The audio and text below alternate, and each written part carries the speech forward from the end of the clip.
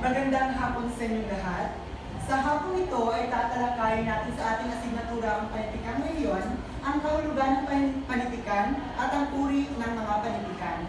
Ngunit bagamat, bago natin simulan ang ating talakayan, nais kong magpakilala muna sa inyo. Ako nga po pala si Ginoong John Michael Bautista Arligue. Maaari niyo akong tawagin Ginoong GM or GM. At bago simulan ng ating talakayan, meron akong just a small activity or ito lang. Mahati kayo sa dalawang pangkat, itong pangkat na to at ito. Mga letra itong nakahalo-halo at aalamin nyo kung ano ang salitang bumubuo sa mga salita sa mga letrang ito. At ang unang pangkat na makakagawa ay panalo, alam mo naman. Tapos sa kada pangkat, sa ditong pangkat ay ibabahagi nyo ang inyong pagkakaintindi sa salitang inyong pinasa dito sa blackboard. Naiintindihan nyo ba? Ha? Naiintindihan nyo ba? So, sa pangkat dito, ito ang letra ninyo. Marami kayo, so paghati-hatihan nyo.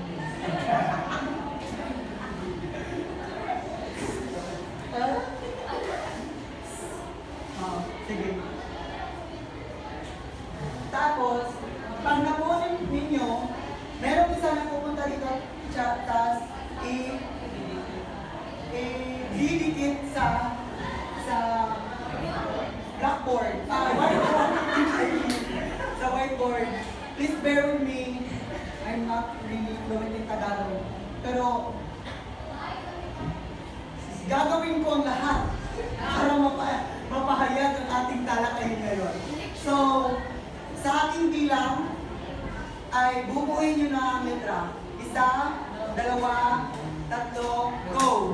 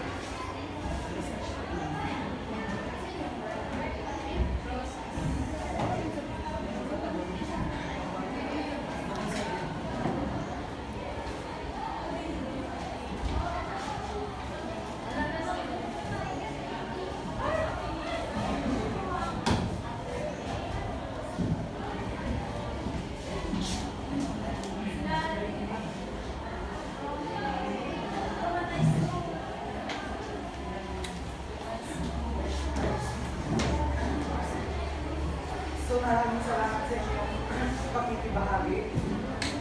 So, sa palagay ninyo, mamaya ko na yung makita sa inyo. Sa palagay ninyo, ano ang dalawang ito na nababasa ninyo sa ating whiteboard?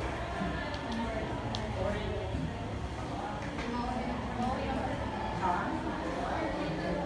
Yan ay ating alamin sa ating talakayin. First, alamin natin kung ano nga ba ang kahulugan ng panitikan. Ito ay kahit anong nasusulat na gawa ng tao, ito ay ginagamit ng mga tao upang magpahayag ng kanilang mga nararamdaman, mga naiisip, mga karanasan at mga hangarin sa namamagitan ng pagsulat. So ang panitikan ay binubuo ito ng mga sulatin. Ito daw ay mga sulatin ng ating mga taong may dinadamdam o mga taong gusto magpahayag ng kanilang dinadamdam o kanilang mga naiisip, kanilang mga puro-puro o opinyon. Ito raw ang panitikan. Ang salitang ito ay tinatawag ding literatura or literature in English. mula sa salitang Latin na litera na nangangahulugang titik.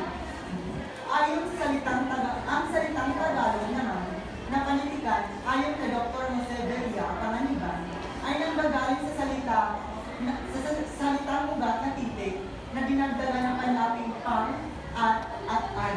Sa mga tuwid, ito ay pinaikling salita na pang-titik-an. So ang panitikan ay pinaikling na lamang itong salita na nanggaling sa binubuong pang at titik at an.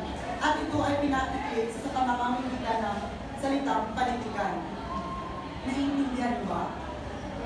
Maaari ninyong isulat ang mga importanteng detalye nang sa gayon ay sa susunod pang talakayan or sa susunod na quiz ni ma'am ay maaari kayo makasagot or makakasagot kayo sa ating quiz. Susunod naman. Sa pagtagal ng panahon, ang konseptong ito ay nabago. Kung noon ang mga nasusulat lamang na gawa ng tao may tutuloy na literatura, ngayon kabilang na rin dito ang nabibigkas ng mga akda o oral literature. Sa kapanahunan noon, ang literatura o ang panitikan ay pinakahulugan lamang ito sa pamamagitan ng mga sulat. Kumbaga, kung ito ay sinulat mo, kung ang damdamin mo ay sinulat mo, ang naiisip mo o ang mga opinion mo at puro-puro mo ay sinulat mo, ito ay maaaring tawaging panitikan o literatura. Ngunit sa kapanahunan ay nagbago ito. Lahat ng pwede natin isulat at pwede natin isalita ay pwede natin itong maibahagi sa panitikan. Kaya nga sinabing oral literature, ito ang ating oral. Kumbaga sinasabi na rin natin ang mga panitikan. Sinusulat, pagkatapos ay ating binabahagi sa pamamagitan ng pagsasalita. Mayroong dalawang uri ng panitikan. At ang dalawang uri ng panitikan ay ang prosa o tuluyan, at ang patula. So, sa palagay ninyo, ano nga ba ang prosa o tuluyan? Anybody from here? Sa palagay ninyo, ano ang naiisip nyo pag naririnig nyo ang prosa o tuluyan? Huwag nyo na lang, or kung nahihirapan kayong intindihin ito, subukan nyo intindihin ang salitang tuluyan. Sa palagay ninyo, ano kaya ang tuluyan? Meron ba makasasagot dito? Like, pwede nyo ibahagi ang inyong naiisip kasi baka tugma ito sa talagang kanyang kahulugan. Pero kung wala, so, ito ang kanyang kahulugan. Ang prosa o tuluyan, ito ay uri ng panitikan na naglalaman ng pangungusap at mga talata. Sa anyong prosa, ang dami ng pagkakasulat ng mga ideya ay mas natural at tuloy-tuloy. Wala itong sinusunod na bilang ng bukas at walang sinusunod na lugmaan sa dulo ng mga salita. Dito, mayroong kalayaan ang mga manunulat sa kung anong nais nilang isulat. So sa prosa o tuluyan, sa salitang tuluyan, tuloy-tuloy ito. Wala itong limita, walang limitadong salita, walang limitadong taludtod o sakmo. Sa English is free writing. Kumbaga kung ano ang gusto mong isulat, dito nababahagi ito sa tuluyan o prosa. Naiintindihan ba? Kung gusto mong sumulat ng kung ano-ano, like, ibabahagi ko kung ang karanasan ko ngayong araw. Tapos sa pagbabahagi ko ng aking karanasan ngayong araw, wala kang sinusunod na sakmo. Wala kang sinusunod na mga tono ng taludtod. Kumbaga walang kailangan rhyming. Yun ay pwedeng, yun ay nababahagi sa prosa o tuluyan. At sa prosa o tuluyan, ay may mga akda ito. Una na dyan, ang maikling kwento. Masyado lang ba akong mabilis? Naiintindihan mo ba or na nakukuha niyo ba yung mga sinasabi ko? Maaari kayo namang magsalita, hindi naman kayo pinababawal magsalita. Kung meron kayong gustong ibahaging mga kaisipan, pwede nyo sabihin, I stand corrected kung meron kayong hindi kaunawaan sa aking mga sinasabi. Nauunawaan sa aking mga sinasabi. So number one, ang maikling kwento. Ang isang maikling kwento ay naglalaman ng kaunting tauhan kumpara sa nobela. Ito ay may isa lamang na baghay. Ang pagbasa nito ay kayang tapusin ng isang upuan lamang. So sa So, from the word maikling kwento, so kwento siya na maikli lamang. Kung ba pinaikling kwento, example, ang kwento ng ang araw. Kung nabasa ninyo ang kwento ng ang araw ay pinahayag lamang dito kung ano ang araw, kung ano ang kanang benepisyo sa mga tao, at kung kailan siya lumalabas at kailan siya lumulubog. At sa isang upuan lamang, na nabahagi niya ang kanyang kwento nang hindi kailangan ng mataas na eksplanasyon. Yun ang mga example or mga halimbawa ng maikling kwento. Kayo, may mga alam ba kayo ng mga maikling kwento? Ha? Ikaw, Miss Hart, kung magbibigay ka halimbawa ng maikling kwento, ano ang pwede mong ibahagi sa amin? May nabasa ko noon na maikling kwento. Ay na, may school kasi hindi na mawawala sa mga kasi maikling kwento siya, pwede makatapag. Maikling kwento siya about sa iyang sick father, siya ang breadwinner diba sa iya, tapos ang iyang mga ison na gusto na mabitaw. So niya, responsibility na niya ang pag-atin sa iyang mga ison, sa iyang papa. Niya, ang iyang mother kay dead ng body. Tapos kini niyang papa kay Carmen na parang buwangin na sa iya, bakit after niya work, muli sa bahay, kay mati man sa iya, tapos bahay kay sa work, tapos na nakapagin naman. Kasi pagkadugay, binibigkapoy na siya mo, na niyang papa kay dead na sa forest, kasi gusto niya iwala, di ba, wala niya papa kay diligaw niya na ko, sa bukid. Nangayad ko na, matinas na niyang papa kay, every time na may ilang kapitan niya, magbilid sa stick, pagto niya na parang sa iyang papa, pagbalik niya. Tapos ba yan, nagmatalis sa iyang papa na, ganito ko lang yan ang buhat ng lang yung papa, ginagap na ko ni para hindi na mawala sa inyong lalas pagbalik. Ako yun to, na-realize na ni Adrian na mali ko niyang gibuhat, tapos may moral na spirit ko na, hindi na din siya mawala sa iyo. Tamang lalas sa pagkain. Maraming salamat sa iyo. Sa iyong sagot. So, isa yun sa mga halimbawa. Gaya ng sinabi dito, may kakaunting taungan. So, sa iyong example, di ba na narinig natin na meron lang kakaunting taungan yun yung sino? Si Adrian, ang kanyang ama at ang kapatid niya. Ganon ang maikling kwento. Hindi siya binibigyan ng, hindi siya kailangan ng maraming taungan para ang mambabasa ay manabik na basahin ito. At ang maikling kwento rin ay minsan or kadalasan ay nakakapulot kayo ng aral dito. Maraming salamat. At ang pangalawa naman ay ang nobela. Isang mahabang salaysay na nakahati sa mga kabanata. Ang pagbabasa nito ay naabot ng ilang basahan para matapos ang buong istorya. Ito ay naglalaman ng madaming tauhan at maaaring maganap ang mga pangyayari sa iba't ibang tagpuan. Ang nobela ay maaaring maging fiksyon o di-fiksyon. Lahat tayo ay pamilyar sa nobela. At meron din tayong mga nakasalamuhang mga nobela sa ating pag-aaral sa high school na alam kong kayong lahat ay naalaman ninyo ito or na-discover din ninyo ito sa pamamagitan ng pagtuturo ng inyong mga guro. Kaya ngayon po ay may nobela tayo sa Colegio. Isang halimbawa nito ay ang nobela ni Jose Rizal na kung saan ito itutawag natin Nolimitan niya. Yes, thank you, Ginoong Werner. Yes, ang nobela ni Dr. Jose Rizal na ang Noli Me Tangere at El Filibusterismo. Isa yan sa pinaka-popular na mga halimbawa ng nobela. At bukod pa riyan, ang nobela rin ay kagaya nga ng nobela ni Dr. Jose Rizal. Gaya nga na sinabi, ito ay hindi pwedeng basahin or kadalasan hindi mababasa sa isang upuan lamang. Inaabot ka ng maraming araw, maraming oras at araw na paglalaanan mo ito upang matapos mo ang isang kabanata o ang isang libro. Ganito ang kalakaran dito sa nobela. Bukod pa rin sa El Filibusterismo at Noli Me Tangere ay ang Ibong Adarna. Alam niyo ba ang nobela ng Ibong Adarna? Yes, ang Ibong Adarna at Florante Laura. Gaya nga ng sinabi, ang nobela ay maaring at makatotohanan o maaring fiksyon o di-fiksyon. So, ang Ibong Adarna ay siya, saan siya na nababahagi? Sa fiksyon o di-fiksyon? Yes. Totoo. Tama. Ang Ibong Adarna ay nababahagi siya siya sa fiction. At ang Ili Moderna ay isa sa mga halimbawa ng nobela. At ang nobela din ay hindi lang, gaya nga ng sinabi sa maikling kwento, iba siya sa nobela kasi nga, ang maikling kwento raw ay kakaunti lamang ang mga tauhan at kadalasan lang dito binabanggit ang mga tagpuan.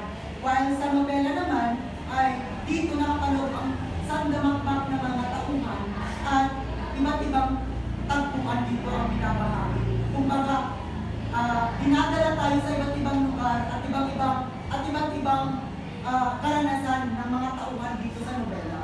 Naintindihan niyo ba ang nobela at maikling kwento? Ang kanilang pagkakaiba at pagkakatulad? Yes. Susunod naman ay ang tula. Ito ay akdang itinatanghal sa tanghalan. Ito ay nangahati sa ilang yugto at bawat yugto naman ay nangahati sa ilang tagpo. Ang tula, from the word tula, alam na natin kung ano naiisip na natin kung ano ang ipinapaliwatig dito. At tayong lahat ay nakaranas na kung ano ang tula. At gaya nga ng sinabi dito, ito ay tinatanggal sa tanghalan at nangahati sa ilang yugto.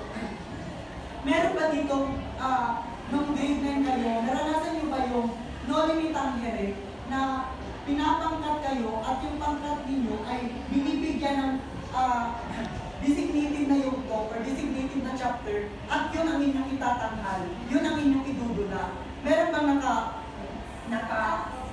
nakaranas nito? Kasi sa amin, talagang nakaugalan na namin gawin yung first year ka or grade 7, ang idudula nyo ay ang Ili Moderna. At second year naman, kung grade 8, Floral at Laura. At kung sa grade 9 naman kayo, grade 10, ang No Limit Tangere at El Filibusterismo. Yun ang dula. Pinapalabas or pinapakita natin ito sa pamamagitan ng pagkabisa ng mga script or mga salita at pinapakita din natin ito sa pamamagitan ng pagdula o paggawa ng mga kung ano ang naaayon sa mga eksena iyon, sa mga yugto na iyon. Sunod naman ay ang alamat. Ito ay nagtutungkol sa pinagmulan ng isang bagay. Di ba familiar ka mo yun sa segment dito ng tawag ng tanghalan ng mga vice ganda? Di ba hilibis si vice ganda ang alamat ng gobyernos, ang alamat ng ganito, ang alamat ng ganito. Yan ang alamat. Yan ang layunin ng isang akdang alamat. Kumbaga, inilalaha dito ang mga pinagmulan ng mga bagay-bagay o ng isang lugar o isang tao. Kagaya na lamang ng alamat ng Bulkang Mayon, ang alamat ng Pilipinas, ang alamat ng pangalan ng mga likang Pilipinas.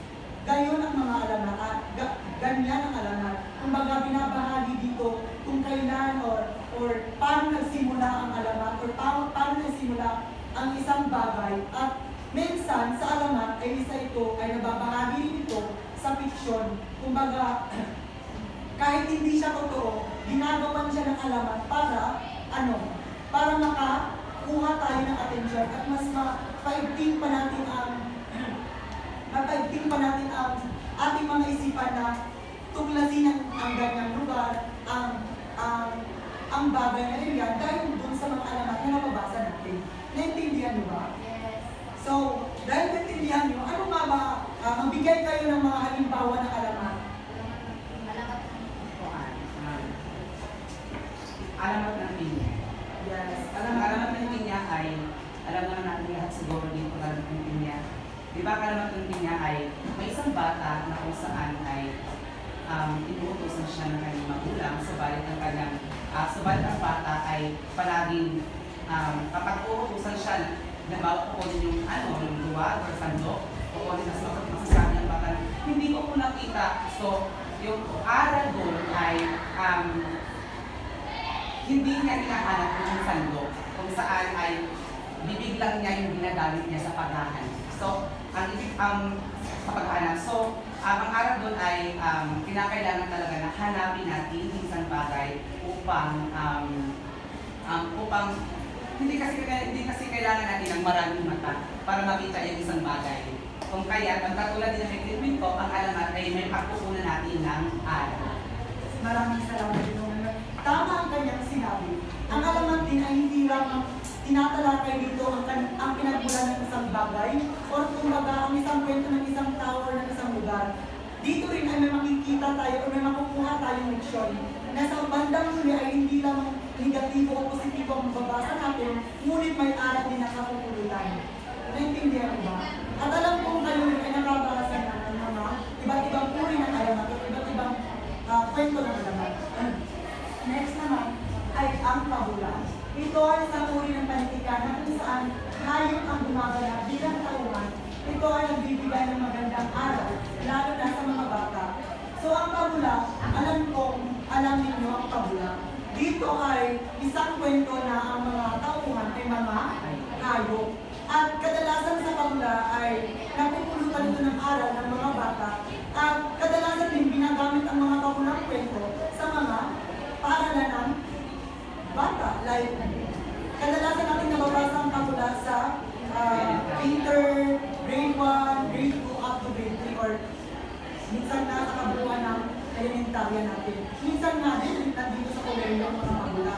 At sa pabula rin dito ay ang mga tauhan dito ay ang mga hayop. Kagaya lamang halimbawa yung kwento ng ang matching at ang matching at ang tagong at ang koneo at koneo at tagong, matching at Pagong, matching at pagong, mas kunin at pagong. basta yun.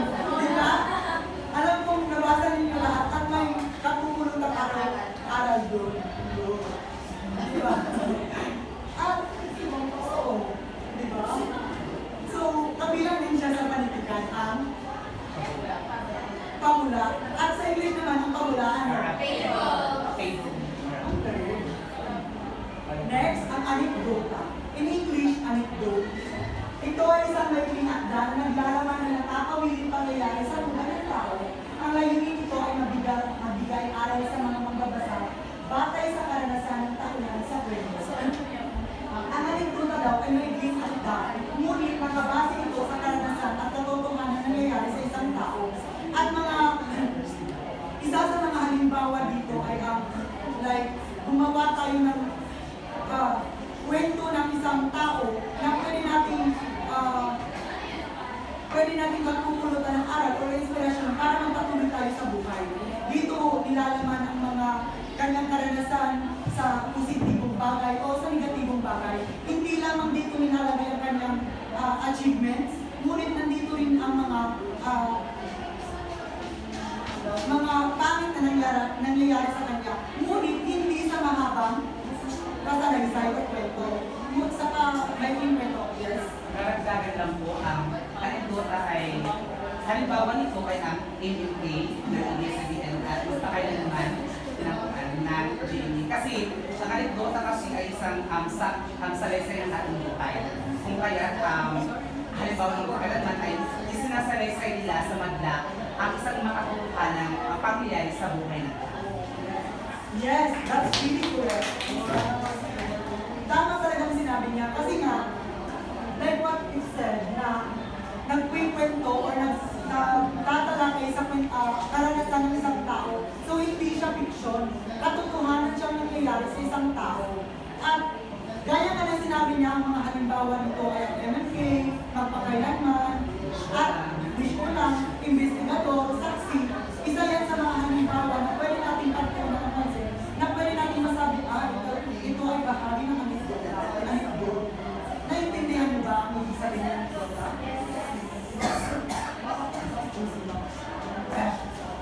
Next naman ay ang balita. Ito ay tala ng mga kaganapan na nagaganap sa lipunan o kapaligiran. Ang balita,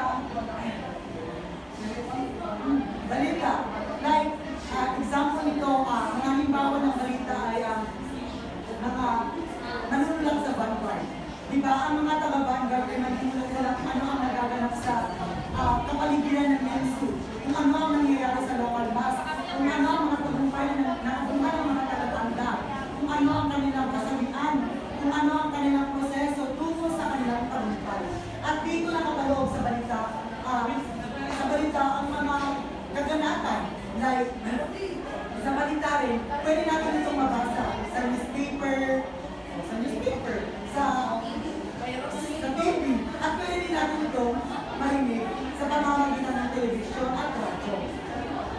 Cellphone din, like online meeting o online sites. Naintindihan niyo ba ang next, ang talang buhay or ang biography. We all know what is biography. Kung baga ito ay ang pagtatala ng ating buhay. Example nito, kagaya namin yung high school, kami pinagawa kami ng talang buhay.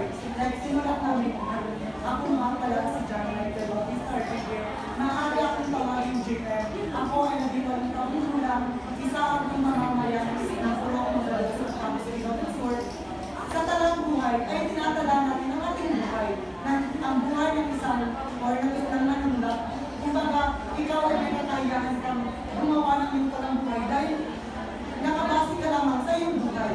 Lahat ng iyong mga karanasan, ng iyong agwat or ang inyong mga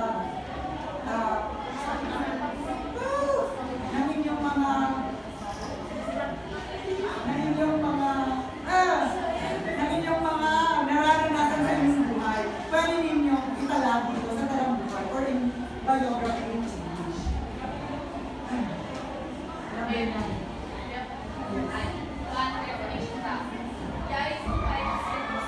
Biography and autobiography. When we say biography, maghipukaw na something story sa isa ka tao. When we say autobiography, ingala din sa all about self. So may difference sila. Ang talang buhay pala. Sa talang buhay isa, makahipukaw, dapat ka maghipukaw ng talang buhay. I-make sure mo na ang tao na yung simulan niya is doing ka ay para pagkuha ng iyong mga situations. Yes, totoo yan. Sa Pilipino, hindi ko pa nakikita ang dalawang anyo ng talang buhay. Ngunit kung tinalaki namin ito sa high school, meron talagang dalawang uri ng biography. Ang biography at ang autobiography. At yung autobiography ay nakabase ito sa iyong sarili lamang. At while ang biography ay ang inyong pinabasyan ay ang buhay ng ibang tao at ang kanyang mga nakamit sa kanyang buhay. Ngunit dapat ang inyong sinusulat ay buhay pa. Para na sa ngayon, ang inyong sinusulat ay pwedeng bigyan ng katotohan, bigyan din na ito ay talagang nangyari at hindi lamang kinuha sa isang internet o mga naririnig ko lang sa labas. Naintindihan niyo ba ang talang buhay? Susunod naman ay ang salaysay. Ito ay isang legislasin na nagpapahayag ng opinion ng manunulat tungkol sa isang bansa. Ang salaysay ay isa sa pinaka-common na ginagawa natin mga estudyante. Kaya na lamang yung magsasabi ang ating mga guro na gumawa ng salaysay, ilahad ang inyong salaysay patungkol sa issue ng buwan, ng issue ng West Philippine Sea or gumawa ng salaysay tungkol sa inyong nakalat na informasyon or talakayan sa asignatura nito. Ito ay isa sa mga halimbawa ng mga salaysay na sinusulat natin mga estudyante. Kumbaga, nilalahad natin dito ang ating mga puro-puro, opinion, at ang ating mga naiintindihan sa isang talakayan. Naiintindihan niyo ba? At ang pang-sampo.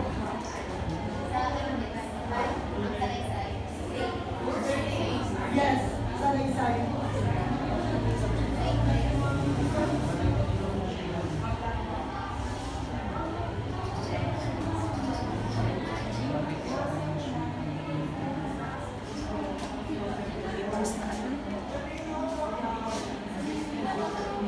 Naman ay ang awit at koredo. Ang awit at koredo ay akdang pampanititikan na nasa anyong patila. Ito ay binabasang pang-awit, binabasa ng paawit. Mga halimbawa ng awit at koredo ay ang salmo sa simbahan. Kumbaga, isa siyang basahin, ngunit binabanggit ito or pinapahiwatig ito sa mga manonood or sa mga nakikinig sa paawit na pamamaraan. Yun ang alam kong halimbawa. Meron pa ba kayong alam na halimbawa sa awit at koredo? Oo, yun lang. Pero marami pa talagang halimbawa ng awit at koredo. Kumbaga, ito ay isang uri ng pasalaysa, uri ng mga tula. Ngunit, nilalahan ito sa pamamagitan ng pagkanta at pag-awit sa mga nakikinig sa atin o sa mga iyong manonood. Ang sunod naman ay ang tulang panhulaan. Ito ay uring tula na ginagawa upang itanghal.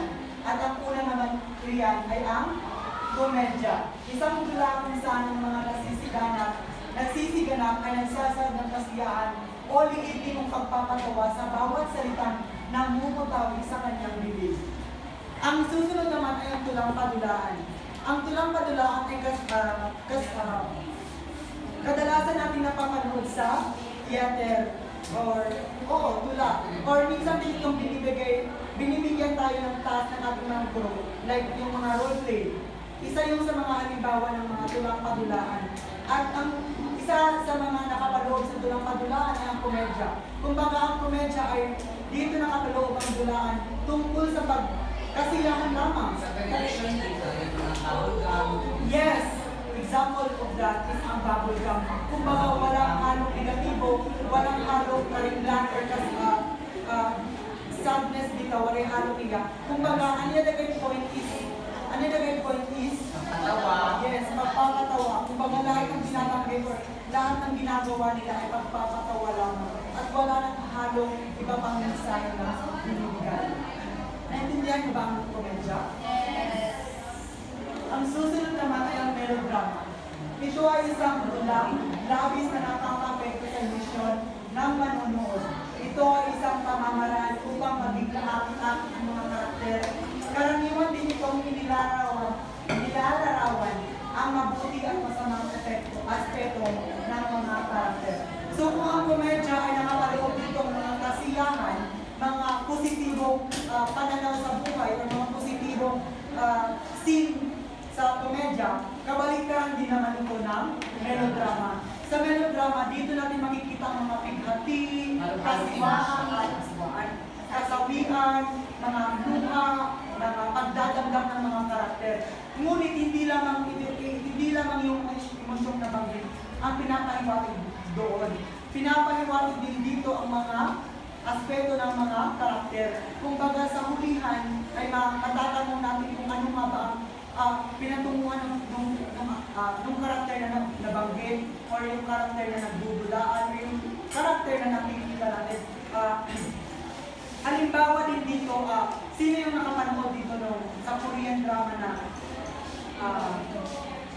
Scarlet Heart 2? Yes. Yes. Maaari yung maging halimbawa na yung storya ni Ayo, yung pangalan niya, yung storya niya ay puro pighati sa kanyang karanasan. Ngunit sa hulihan ay meron tayong mapupulot na aral dahil na ang kanyang mga pinagdadaanan ay sumasalamin na kailangan din natin kilalanin ng mga tao na hahagilan natin sa mga pang-araw-araw.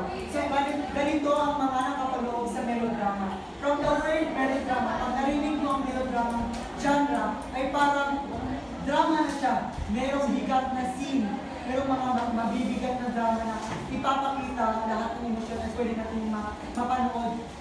Tuwera na lang sa pagpapatawa. Dahil ang melodrama ay dito ay kumbaga seryoso lahat. Kumbaga, Halo-halong emosyon. Oo, halo-halong emosyon na may mapupulutan din tayo aral. So, naiintindihan niyo ba ang melodrama? Ang susunod naman ay ang trahedya. Kung sa Ingles ay tragedy.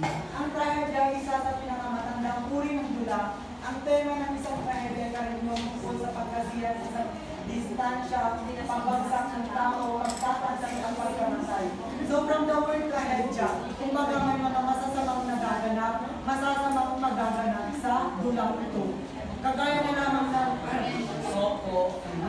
Soko, yes. Kumbaga sa Soko, pag nakikita natin o pinapanood natin ang Soko, wala tayong i-expect na mga katatawanan. Lahat ng ating i-expect ay may mga karahasan. Ganon ang nakapaloob sa trahedya.